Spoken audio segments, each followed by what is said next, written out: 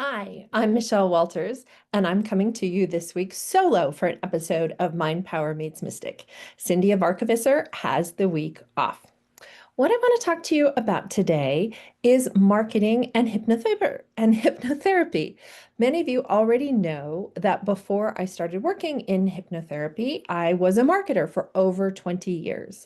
And some people have come to me and gone like, "What? What's going on with this? How are these two fields that seem so dramatically different related?" Well, in my mind, they're very related. They're not the same, but they are very related. And so I wanted to take today to share a few similarities and differences between the two of them. I think this will help people understand my interests, my passion, as well as enabling and tooling up everybody who listens to this podcast to better understand both fields. We all go into states of hypnosis every day, and we are all bombarded by marketing every day. So I don't know anyone for whom this episode would be entirely irrelevant. I think it's going to have a lot of play in a lot of people's lives. So let's talk about what is hypnosis for a moment and what is marketing. Hypnosis is a state of trance. In a state of trance, you are able to go into your subconscious mind and speak directly to the subconscious mind, affecting your memories, affecting your behavior changes, because all kinds of things happen at the subconscious mind level. Marketing, as you have come to know it, is those messages you get from someone who's trying to convince you of something. It might be a company who's trying to convince you to purchase their product. It might be a nonprofit organization who wants you to come to an event or make a contribution.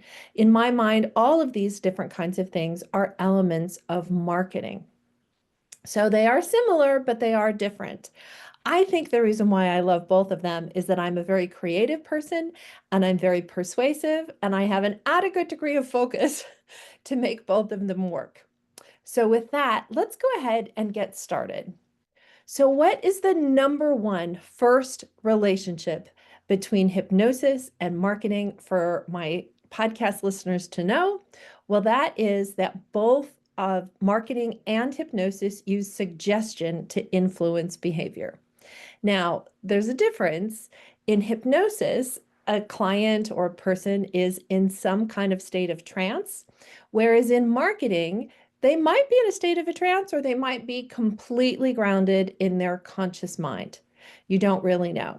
But both of them are working with the subconscious mind, and they both are using suggestion in order to influence thought patterns and subsequent behaviors. It's very important to understand that this power of suggestion is extremely powerful. It is powerful when someone is in a state of trance, and it is also powerful even when you're not really in a complete state of trance. That's why it works for marketing. So, the focus on it is a little bit different. In hypnotherapy, it's often done in a very lightly suggestive way. You will feel better if you take my suggestion. Versus in marketing, where it might be, "You've done such a great job, you deserve this." Like that's a little bit different emphasis, but both of them are working on that number one similarity that both hypnosis and marketing use suggestion to influence behavior. The second thing to understand is that both of them focus on emotions, not logic. And that's something that we kind of all think. We all think that we make decisions and we do things because of logic. Sure, sometimes. But an awful lot of time, we are actually using our subconscious minds and our emotions, our heart, to decide what is important and what we're going to do about things. So hypnosis taps into those emotions to help people change. So for example, remembering a time when you were really proud of a major accomplishment and feeling into that energetic signature, what that felt like, and then using that power, that suggestive power and that vibration that you build in your body to help bring you into that state of pride and confidence to be able to repeat something that maybe you did in the past and now you want to do more of in the future. In marketing, this often comes across as emotions, right? Because we know that marketing can work really, really well on emotions. That might be working on emotions of fear, like you'll be left out if you don't try our #1 face cleanser. It might be relying on uh, other kinds of emotional components, take your family to Disneyland, you'll make memories of a lifetime, right? Very much an emotional pull as opposed to thinking about, do I really have the time off? Do I want to make that investment? No, no, no. Disney doesn't want to worry about that. They don't want you to worry about that. They want you to decide to go to Disneyland because of its emotional content. And that's really how most marketing is organized. So, second thing, they rely on emotion, not logic. So, another thing to understand is that storytelling creates a trance. Whether you're telling stories in hypnosis or you're telling stories in marketing, the brain state changes to move into that state where you are more open to suggestion and you can make those changes more quickly and more fastly. Stories typically bypass our resistance and they help drop people into their flow state. So you can see how both of these two fields, both hypnosis and marketing, are using stories in order to help people to change by bringing up that trance feeling. Sometimes in hypnotherapy, I will tell a client a story and I'll tell it in a certain way that engages that trance response and makes the client think, oh, this happened to someone else. This could happen for me too. In the case of marketing, when you are marketing something and telling a story, it helps put people in a state of light trance. What does that do? It creates more suggestibility and therefore more change. So if you've gone to see maybe a motivational speaker, maybe a Tony Robbins or Mel, I forget her name, but those kinds of powerful speakers can tell stories and put people into a trance. And when they're in that trance, that level of trust and empathy and change, readiness for new things, transformation is all right there at the edge. And so that typically helps to move people into the next phase. Storytelling creates a trance state. Now, another fourth thing that is true about marketing and hypnotherapy is both of them work best with repetition. Marketing, it's often said that you need to put a product or an offer in front of a client 7 times before they'll be ready to act on it. Now, it completely depends on what it is. Sometimes people are just pulling something new off the shelf at the drugstore. Sometimes people need to have a recommendation to the same accountant 4 or 5 times before they'll decide that he's worthy of their trust and they should take a phone call. Like it really depends on what size product you're talking about. But the truth is that both of them work much better with repetition. In hypnotherapy, this often shows up by me telling the same story or having people work through a similar act multiple times. It might be repeating affirmations 3 times, 6 times, 9 times, because that repetition causes a deeper state of trance and it enhances the suggestibility of the message. So there you have it. Fourth one is that both marketing and hypnosis rely on repetition in order to have the most powerful impact of that modality. And then the fifth one is that both of them basically bypass your critical mind. So, your critical mind is your conscious mind. It's the mind that counts. It's the mind that thinks, oh, I've got to pay my bill on Friday. It is the conscious mind that says, oh, I'm going to make a trip to Starbucks in an hour. These are all decisions that you are making at a conscious level of thinking. Now, marketing and hypnosis are both engaging at a different level. They're not engaging at that what should I do next level.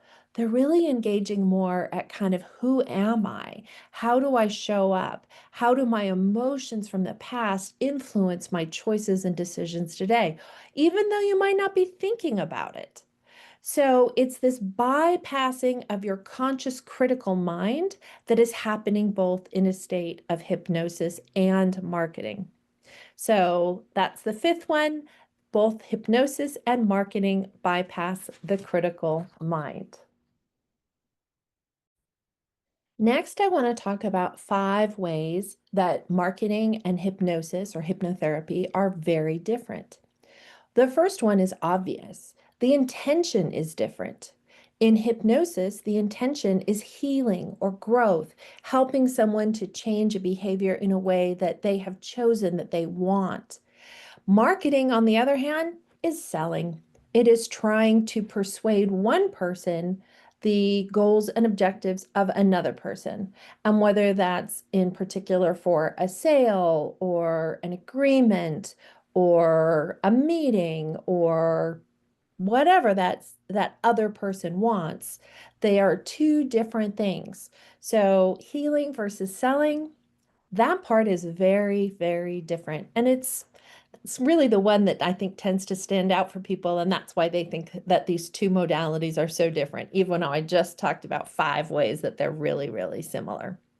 The second way that hypnosis and marketing are very different is consent. In hypnotherapy, we often say that everyone does their own self-hypnosis. Hypnosis works entirely based upon your own consent to do it. It works because you think it's going to work and you decide to go along with it. You choose to do hypnosis and hypnotherapy. Marketing, not so much. This is very different. In the case of marketing, you often don't even really realize you're being marketed to. I mean, how many of us have been listening to like a Spotify playlist and then realize that it's not a song, it's an ad, right? Like your awareness of what's going on is very, very different. It is not consensual in the way that hypnosis and hypnotherapy is. A third way that these two fields are very different is what I would call kind of depth or deepness. So in hypnosis, ideally, I want my clients to be in a state of a mid-level or sometimes even a deep level trance. A light trance can work too, but often a mid-level trance is perfect for making changes in hypnosis. Because it is something that is consensual, you have decided that you're going to go into that state. Marketing, on the other hand, very, very different. While some marketing can be hypnotic, it is almost always very lightly hypnotic, like telling a story or just kind of being a little tuned out, being in a daydreamy state when you're exposed to an ad. The depth in marketing is very, very light, whereas the depth of that suggestibility is much, much deeper in hypnosis. So in this way, the two are very different. The fourth one is the role of the practitioner. A hypnotherapist acts as your guide. The hypnotherapist teaches the client about how hypnosis works and uses the client's information to help customize what's going on for that client so that they will be able to achieve the highest level of change, so that the suggestions will matter very, very specifically to that person. A marketer, on the other hand, is external, isn't somebody that you chose, is somebody who maybe wrote the copy for the ad or maybe decided where the ad should be placed or chose the branding colors or did something like that. But the marketer and the client or the receiver of this information often have no relationship at all. Whereas a hypnotist and the hypnotist client are working together and can often be very, very close because they're sharing things in an emotional level. So you have one where it's this very close relationship, and you have one where it's this very distant relationship. And that's a major distinction. That's the fourth difference in marketing and hypnosis. The fifth one I'd call customization. So as a marketer, when I am marketing to people, I might be able to segment things down and have things that is a little bit more specific of a message for one group versus the other. But for the most part, I have to write something or create a flyer, create an email, create a speech, all of these things that are speaking to a large number of people. And I don't have an opportunity to customize that message very specifically. Now, that will change a little bit more as we get more and more segments, more and more AI, more and more compute power involved. It certainly has changed a lot in the 2025, which is 2025 right now, versus where it was in, say, the 90s or the 80s, dramatically different in terms of being able to customize, have a different ad for one channel versus another channel. Like marketing now can do a lot more customization than it could in the past, but it is almost always designed for a broader audience. Hypnosis, on the other hand, especially when I'm able to work one-on-one with my clients, is unique to that client. I am able to take that client to their most relaxing place. And maybe that's a redwood tree, and maybe that is Carmel Beach, or maybe that is the top of the mountain that they grew up on. Like I can make it exactly whatever a particular client needs it to be. Highly customized, highly woven into their own experiences, their own belief systems, their own positives and negatives, and friends and family. Like it is highly, highly customized in hypnosis because that's what works the best, is really being able to be very specific about a client's internal emotional needs and wants, and working with those needs and wants in a customized way in order to help that person change. So there you go, 5 differences between marketing and hypnosis. And just a little bit more before I finish, I wanted to talk about what are some of the things that apply to both in general, anyway. One is that both are using empowering language. It is helpful to talk to people in a way that respects them, that gives them power, that gives them authority, that understands that people are in charge of most of the things that go on in their lives. And that by encouraging and respecting and being that positive person, you can really help others. The next one is use emotional words.